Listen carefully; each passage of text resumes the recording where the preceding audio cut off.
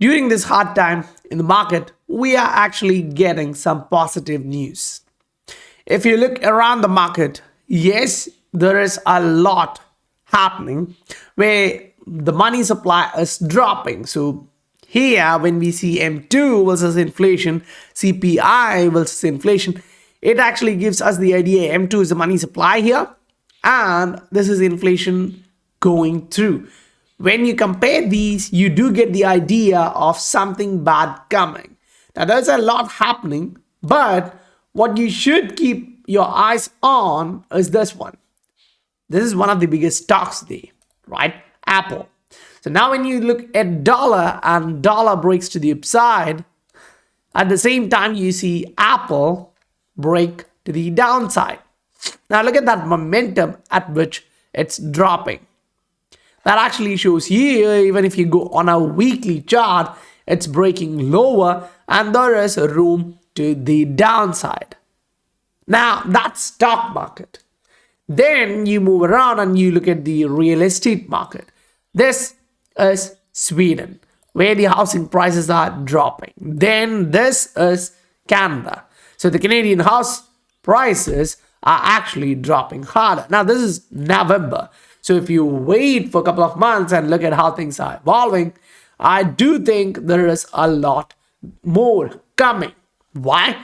A lot of homes are right now at the trigger point. So in 3 months, 6 months, you're going to see layoffs from houses, which is not the real right word to use, but governments will not allow the banks to liquidate or kick these guys out like the 2008. So they will do something else, giving some room, but still the prices are going to drop fast. So the forced selling is going to come into the picture. So this is now New Zealand.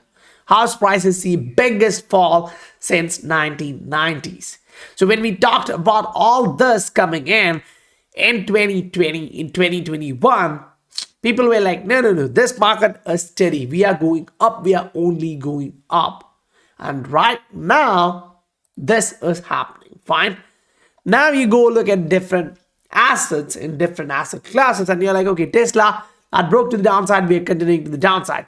Gold, it's still making this pattern, which is bearish, but it's trying to break this to the upside. A bearish pattern breaking bullish is super bullish. If that's happening, and silver, gold, and other assets where money is being moved as safe haven is moving, now the concern is there for crypto, because crypto is not a safe haven asset as of now. Even though they say it, it's not. And that is where the talk about don't panic comes really into the picture. Not every asset will drop. Some of these assets are actually, in fact, moving up. Some of them are dropping hard. We know this. Inside the market, that do happen. But what should you look out for? What is XRP doing in particular? So we'll actually look at these one by one, and we want to actually, in precise, we really want to get clarity, right? What's happening in the market? See, XRP, it dropped. Fine. Now, where is it actually going? Until it actually moves above these moving averages, you can't actually say there is a lot of bulls active. There will be a lot of long-term accumulators doing buying process here, but the point of interest for us is that it went lower, great, and it reached this level of support and it actually bounced. So buyers are still active. Now, the key point for us is that the price need to actually go through this. It need to break through this level. Because if not, then again we are coming back down. This is going to be a possibility. But the negative issue which I see is that even though we can actually put that perspective here and say, okay, we did get a wick lower, we did see like buyers are entering, but are the buyers who are entering here heavy enough? No, that's the hard thing. You see the highs, which is lower highs, you see these being formed as lower lows. So you are still trending lower. You need to actually move in above 0.37 and put in a new high here. And that's when you can say, okay, a higher high has been formed. We are now waiting for a higher low and a bounce break through all those. But look at the RSI. It is not saying that I'm breaking higher. So the strength has not started increasing parabolically. So we are not expecting that kind of a run right now. But later today, if the RSI starts showing you no buyers are entering, things change. So for that, you can actually go into a shorter time frame chart, look at how things are evolving. And this will give you more clarity. On short-term basis, looking for next 2 weeks, 2 days, some of those are going to be super volatile. And that's what we're going to do right now.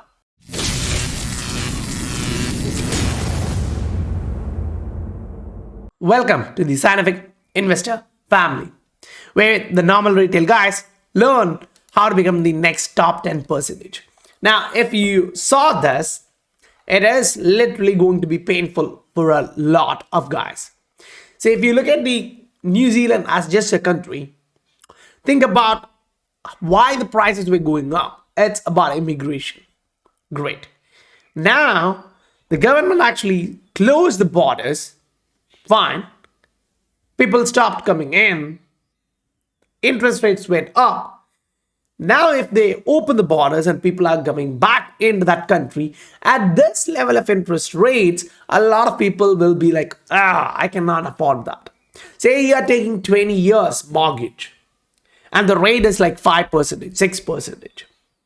For a year, 10 years, that's 60, and 20 years, that's 120. So even if you're buying $1 million house, now you're paying 1.2 extra. That's huge. And a lot of people would be like, okay, I'm waiting for the rate to come back lower. So that new buying power is not entering the market. Now, maybe this is a good time to build houses. Because in a year, the interest rates are going to come down, prices are going to go back up. They get to build at the lower cost. Fine, but not for the buyers. Now, that is the same sentiment in the market. That is the same sentiment what we are observing here. Say, when you go down, if you have a doubt, you can actually see M2 is a money supply, which actually includes the cash, checking deposits, non-cash assets, which are like easily convertible to cash. Fine.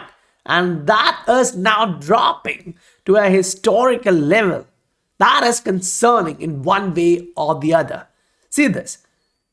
People do not have cash left over. There is no much deposits there. And this is comparing with the inflation, and you are looking for 2022. Now you go back and look at the CPI, what they're showing, and it's saying your inflation rate. And this is actually running so high. Now you will see one thing. When the cash increased, people went to buy things, the rate increased. Now, people do not have money. So what do you think is going to happen with the level of inflation? So if that is happening, how will that actually impact crypto? Think about this.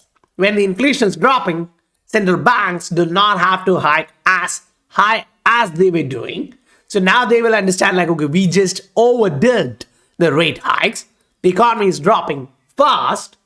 Now we need to support the economy or it's going to deflate, not inflate. We went through that phase, and if we drop back like that, now the rate at which they hiked the interest rates around the globe was too high too soon. Fine. So now in next 2 months, towards 6 months, you're going to see some cracks. And in 6 to 12 months time, you're going to see a lot of downs break. In that time frame, it is going to be volatile. A lot of assets are going to be revalued. People are moving out of one system and moving to another system. That's where you need to ask this question. Okay, fine. Gold is the safe haven asset. Agreed. How many of you do consider that? How many of you do have gold in your portfolio? So that's actually a difference.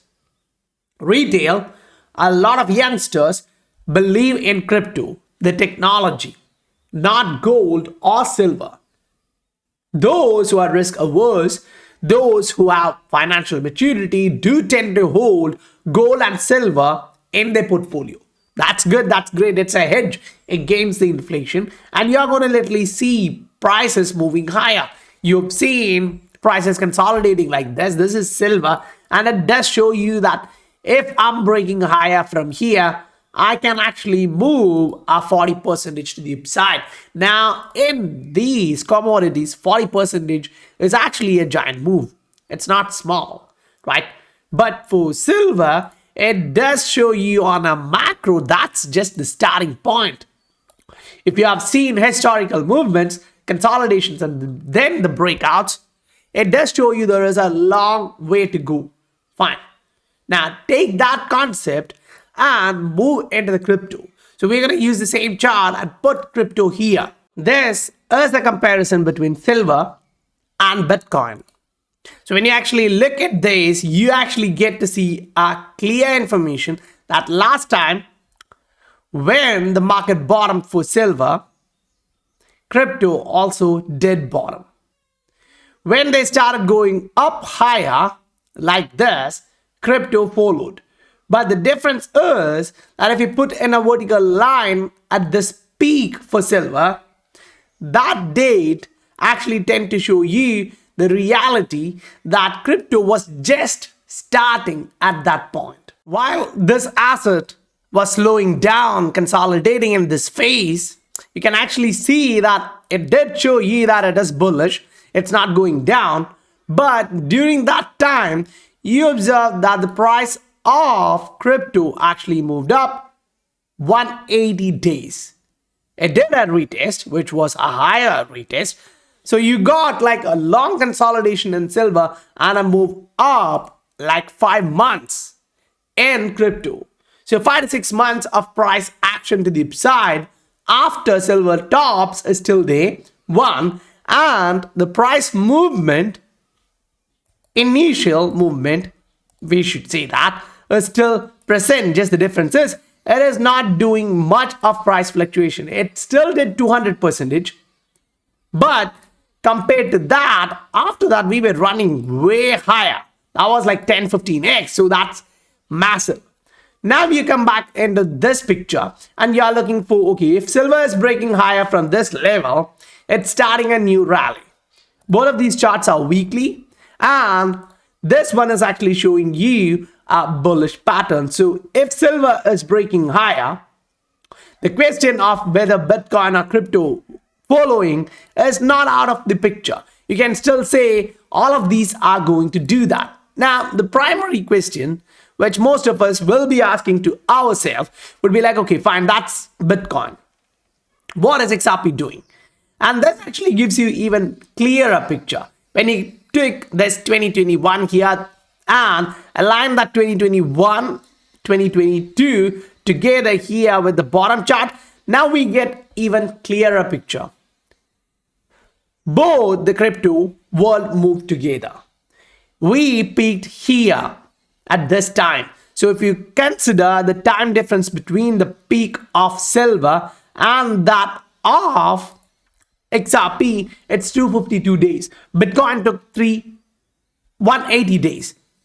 XRP is taking 250 days. So that gives you a picture that it does move slower in time, but the volatility is there. You make the money, but you need a ton more patience here. Right now, when you observe that this trend line is breaking, that's on a normal scale. When you put that on a long scale to get better clarity, you're like, okay, this is what's happening. We have not yet broken to the upside, and the pattern is kind of following silver. So this is the major difference between Bitcoin and XRP while you compare it with silver. Look at the price movement, look at the current consolidation, and this one is about to break higher. So if we are getting the buyers coming in, and as the market look for safe haven assets, if this one is going to break higher with silver, now we'll have to put that argument that, okay, Bitcoin is not reflecting that safe haven thought process, but XRP does. If that happens, so the break of this range is going to be critical as silver does that? Because usually we follow the market. And the drop in silver last time happened here. And remember, if you put that in the time frame, that's like 24 Feb 2020. So you go back here, 24 Feb 2020, you are here dropping March 2020. Everything drops together. So with this, you have an idea of, yes, things are going to go positive. Short term, we may have volatility. Some of those can be panic. You do see assets moving up, down in just a week. Some of these assets are running. And you see a lot of pain. But right now in the market, you can actually sit there and wait and see. We are not doing much. We are still close to 17,000 from some time. We have not moved much. We are staying in this range from November. So November, December, and this is Jan. We are still here. We have not moved much. But what the price action shows you is a little bit more concerning, right? You're not actually trying to make a higher high. You are still below the moving averages. So until we break about this level, which is say 17,000, and put in a new high here and try to put in something about 18,500, it's going to be hard, because the test of 200-day moving average, which is now close to 19,500, is going to be important. Because even though the pattern which we see here is clear and it does show you that there is a long room, you need to come back and test this 19,000. You need to break that and the 200-day moving average. That's when you turn bullish in this asset. So we are all waiting for the market to actually shift, but we do understand there is a lot happening. And one of this, in this trend, when we look at it, is like, okay, they are talking about the world where you have clarity, but in US you do not. And that's why things like this come into the picture. Great.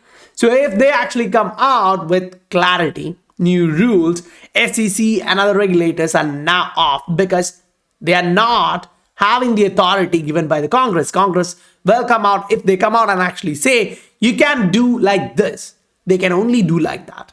That's the lawmakers. They put in the new law and crypto assets can follow that like all the other country.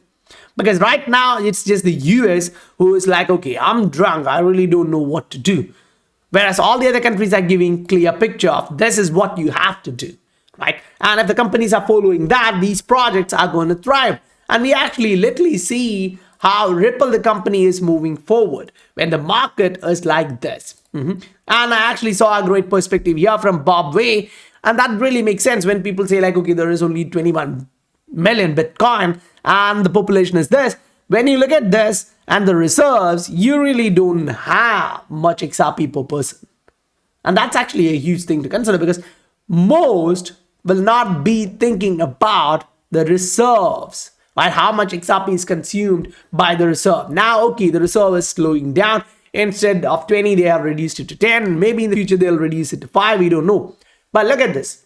Ripple as a team is expanding, and it's not just RippleNet. It's about the on-demand liquidity. It's about the usage of crypto. It's talking about crypto solutions. So the future looks bright if your time horizon is longer. If you're looking for next week or next month, it's going to be harder. And we actually went through a year and a half of pain. So if we expect that to continue like 3, 4, 5 years, now that's a different story. But in any charts, you see this clearly. You actually come see a downturn followed by a run to the upside. You see a downturn followed by a run to the upside. So any asset, let that be crypto, let that be silver, you see these huge drops followed by big run up. You see these drops and pain, and then a new trend starting. So when a new trend starts, it trends like crazy. And if you are in the market during this time when it's not trending, yes, agreed, it's painful.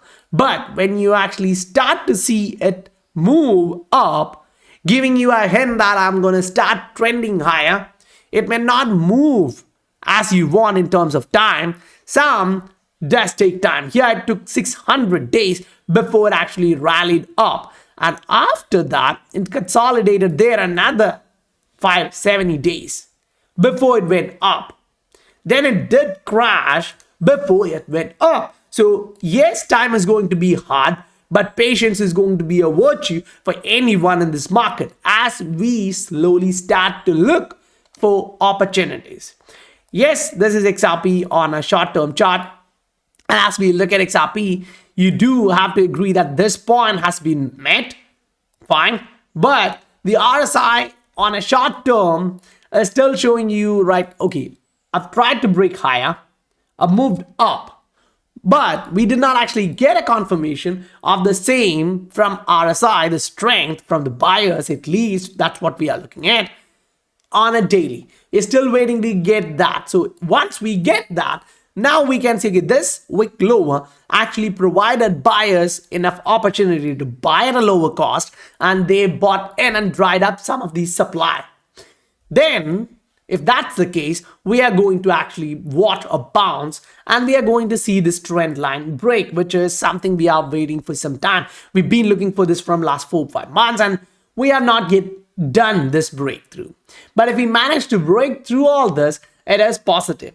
One of the things which a lot of people have to keep in mind is when we actually see price doing these stuff, a retest, you break through the 200-day moving average, you come back down. Usually that is a retest. You break that, now you're retesting that break. You can actually see that happening here. If you look at the market, you can see we broke below the 200-day moving average. We bottomed, we went up and we came back to retest that level. But what's important here is that the dollar is now moving up, which actually means that a retest in dollar can be painful if you are leveraged. If dollar is going to come back to 107 or even 110 as a retest before it gets rejected to the downside, now you are going to see further pain in every market. Let it be crypto, let it be stocks. It may not be something like this, it can be further down. It cannot be something like dollar is going up and everything else is going up. That's crazy. It can happen a day or two, but then in a week or a month, you'll see them moving to the upside because your assets are being priced in dollar, and when dollar goes up, the assets go down. That's normal in this market. So guys, if you're receiving value for your time, please do hit that like and subscribe button. And if you have another 5 minutes more, you can please visit this channel and watch one of these videos. If you like the content, please do hit that like and subscribe button there too.